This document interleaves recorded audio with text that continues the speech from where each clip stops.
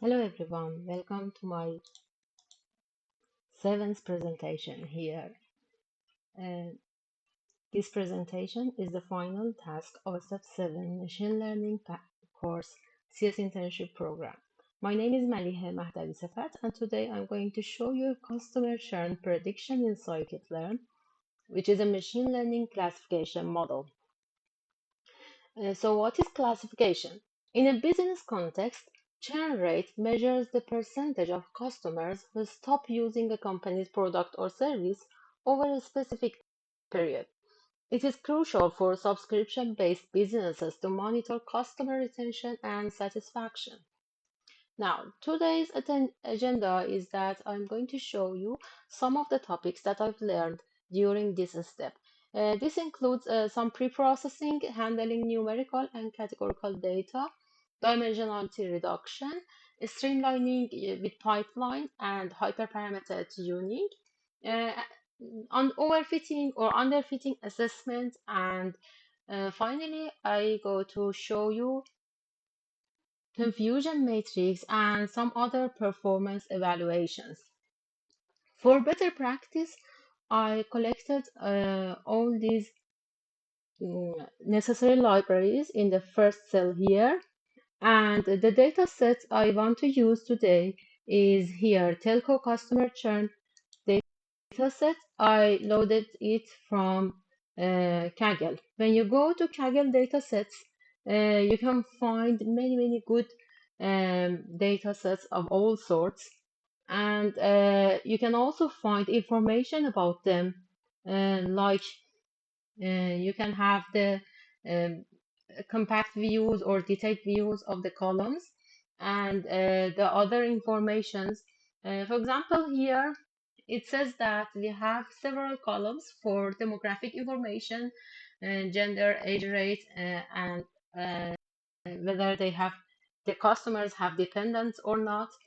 And there are also columns dedicated to account information, the payment method, for example, or contract type, and the services each customer receives from the company. And finally, we'll have the churn column, which is our target. I downloaded this and I have it in my local device here. I load it with a read CSV of pandas to a data frame named churn df, and the head method shows our columns.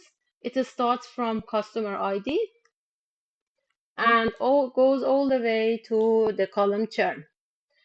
As you can see, we have several columns that have values of yes and no, and other string values and some numerical values here. Getting the info of our data frame shows that we have no missing values, all of the values are non-null, and most of the columns are of object type. We want integers or floats because uh, machine learning models can work with numbers. So we need to deal with those categorical values. Preprocessing usually involves dealing with missing values and any unusual data and handling categorical and numerical data. First of all, I dropped this customer ID because it's completely irrelevant to predicting the churn, and the rest of the columns are here. Then I wanted to know what I have in my data frame. The unique values, I get the number, the count of each value with the value count on each column, and then I get 10 first unique values of each column. As you can see, for example, in the gender column, you only have male and female, and those are strings. This int is for the count. These are the strings. And in senior citizen, we have numbers of 0 and 1. There are yes, no columns for dependents and partner. Tenure shows the duration of the contract. And there are also some columns that uh, include another value, no phone service or no internet service besides the yes and no. So I want to know which columns have the value yes and no. I decided to make a list of all the columns that the strings yes and no is a subset of all the unique values in that column. And here are the rest yes no columns. So what do we do with these categorical data? Categorical data can be divided into two types.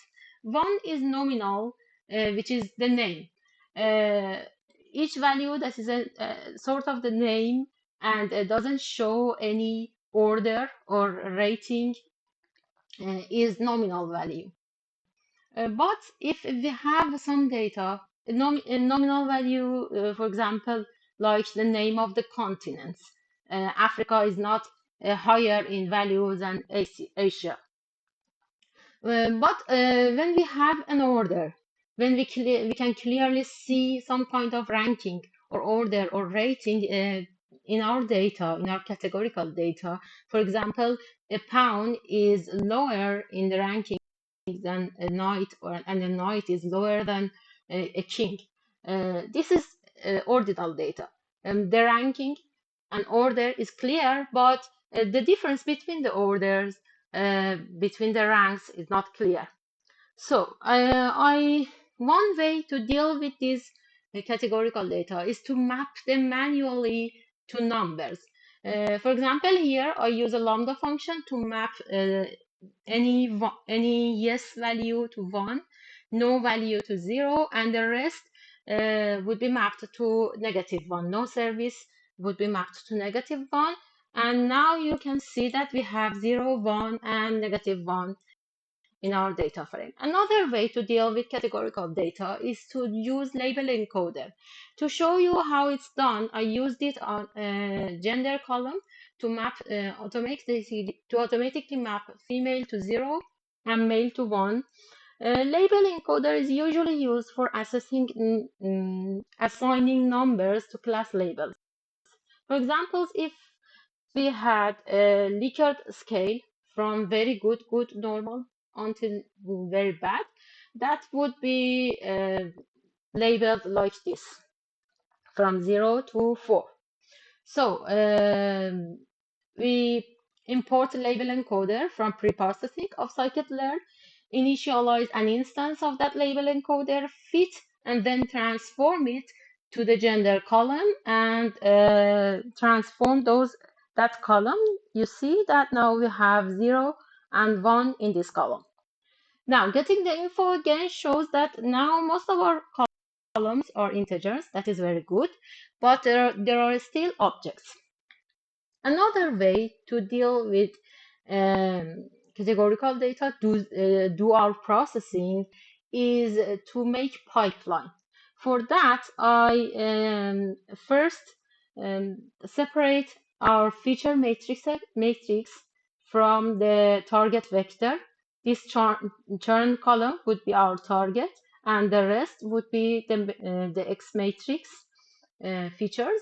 And then we can split those to train portion and test portion. 80% goes to train portion because I said so.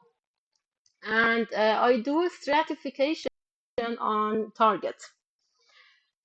Then I make a list of numerical features with this select the D type of pandas.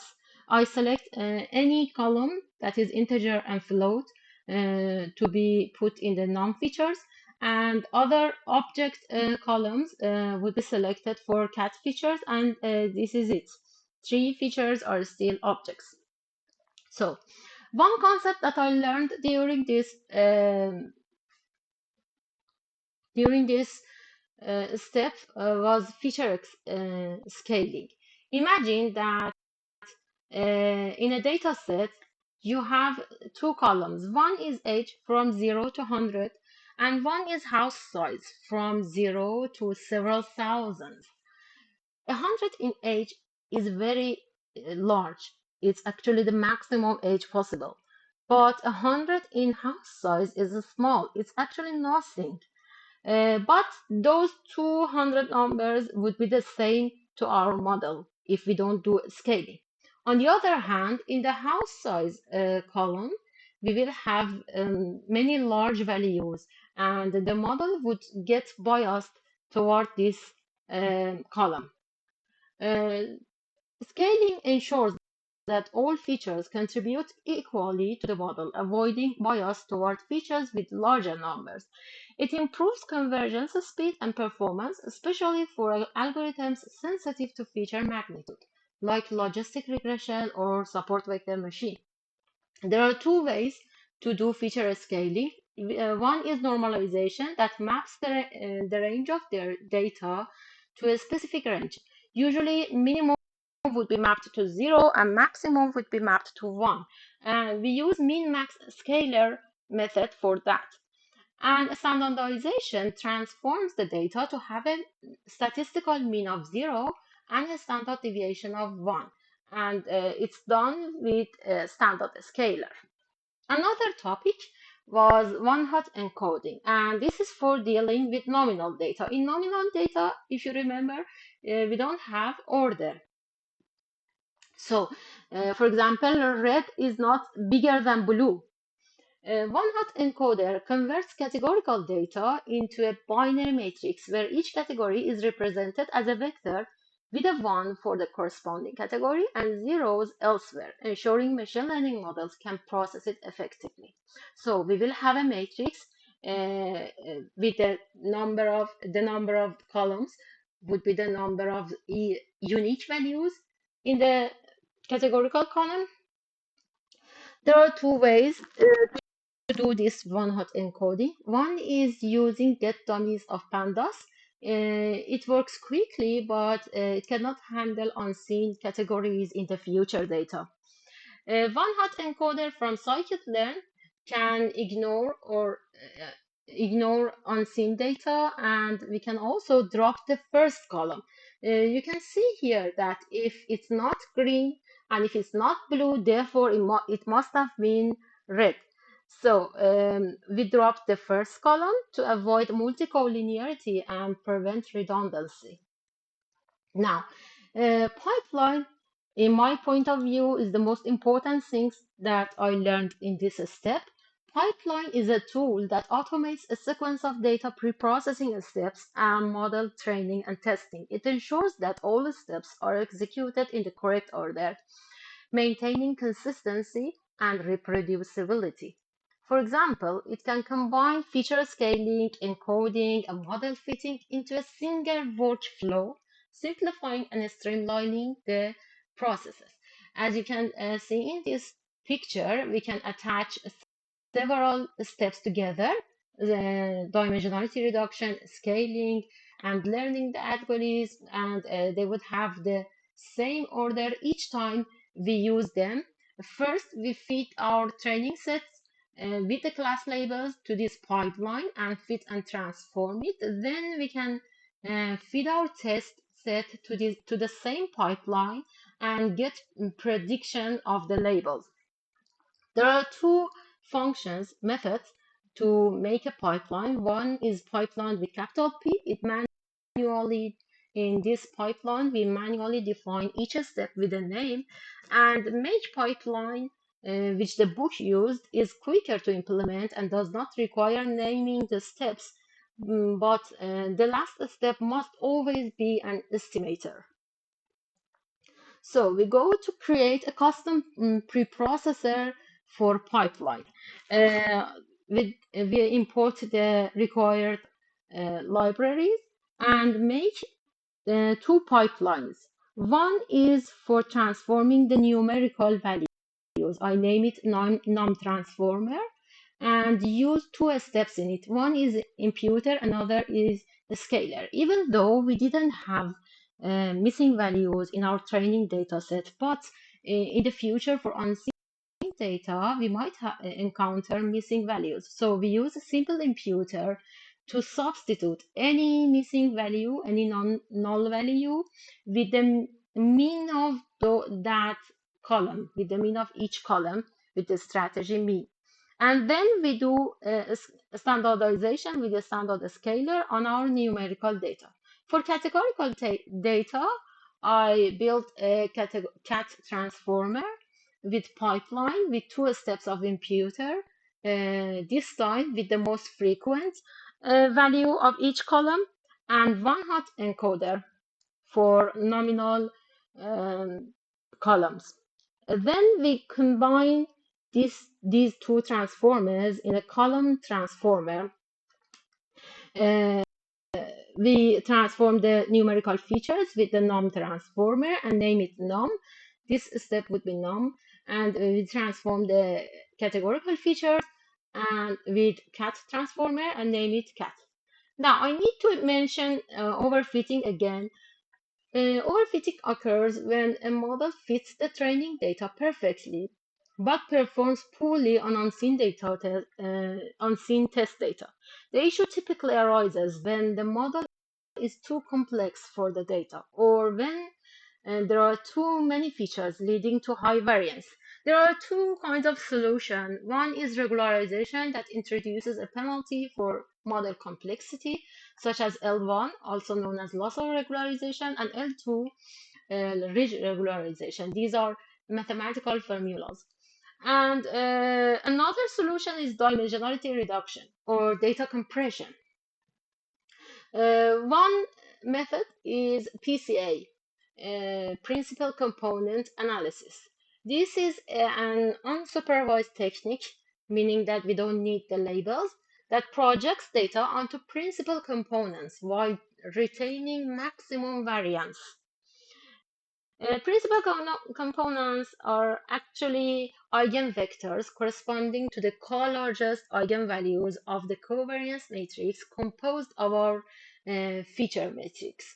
Because we select the co-largest ones, the number of principal components are less than the number of original features. So we do data compression like that. And you can see in this picture these PCAs show a better variance than the original features.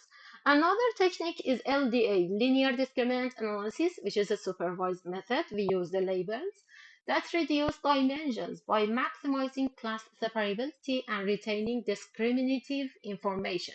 As you can see in this picture, this LD1 view has the most separability. And the last technique is CoPCA, kernel principal component analysis, a supervised extension of PCA that employs kernel methods for nonlinear data mapping.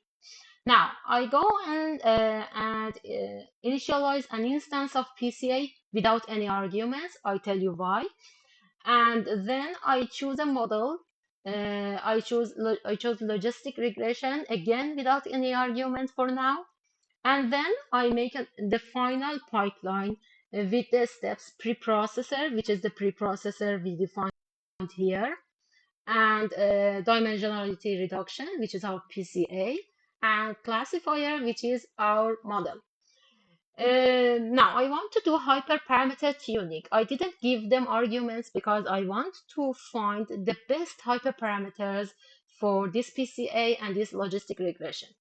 I do it with GridSearchCV. GridSearch is a brute force exhaustive method for tuning hyperparameters of a machine learning model by systematically trying out different combinations of predefined values to find the best configuration based on performance matrix. Here is how we go about to do it. We make dictionaries of all the parameters that we want to try out. And one thing that should be noted is the naming convention. Whatever we named our steps here, preprocessor, dim reduction, when we want to mention the parameters of those steps, we need to use the same names here. Dim reduction, number of components, classifier, solver. And I needed to make two dictionaries because this lasso regularization works with liblinear and ridge regularization works with LBFG solver. So these are the hyperparameters that I want to check, and I make an instance of GridSearchCV with a pipeline with this parameter dictionary, and I choose the scoring metrics to be accuracy. Accuracy score measures the proportion of all correctly classified cases. And I chose the number 10 for cross validation. I explain that again. And then we can get the best parameters and best score. As you can see, classifier C parameter is best to be 10, and L1 is the best penalty. LibLinear is the best solver, and M component is 8 would be the best. I know I didn't need to use both PCA and regularization. Just wanted to show you how it's done. So what is cross validation? K-fold cross validation, which we set to 10. In K-fold cross validation, we divide the sample data into K parts. Use K minus one of the parts for training and keep one for testing. We repeat the procedure K times, rotating the test sets. For example, here is the first part is test, then the second part is test, then the third part is test. Finally, we determine an expected performance matrix, for example, mean square error, based on the results across all the iterations. This is K-fold cross-validation. Now it's time for diagnosing overfitting or underfitting, if there are. For that, I used cross-val score from the model selection of Scikit-learn. I give it the best estimator of grid search with the X-ray and Y-train, and the number term for cross-validation folds and scoring accuracy, and get the mean of scores over the train scores and test scores. As you can see, the scores are pretty much equal, so our model looks balanced. For final evaluation, we use the same best estimator and predict the labels on the X test and get the Y pred. And then with that, we can use confusion matrix to show the performance of our model in a matrix like plot such as this. Here, this yellow box shows the number of examples in our data that they were truly no churn, and we got them correct, no churn. This is true negative, and here is the false positive numbers. The customers that didn't churn, but we predicted they would churn, and so on. This is the false negative, and this is the true positive, the customers that churned and we predicted correctly. Another matrix from Scikit-learn matrix is to use classification report and get a total report of YPRED and YTest of the model. And this shows several matrix of model performance. For example, we have precision, recall, F1 score, and the same accuracy. These have mathematical definitions. For example, precision is the proportion of correctly predicted positive observations out of all the predicted positives. And the true positive, the number of true positive divided by summation of true positive and false positive. Thank you very much for watching my presentation. I hope you have enjoyed it as much as I did.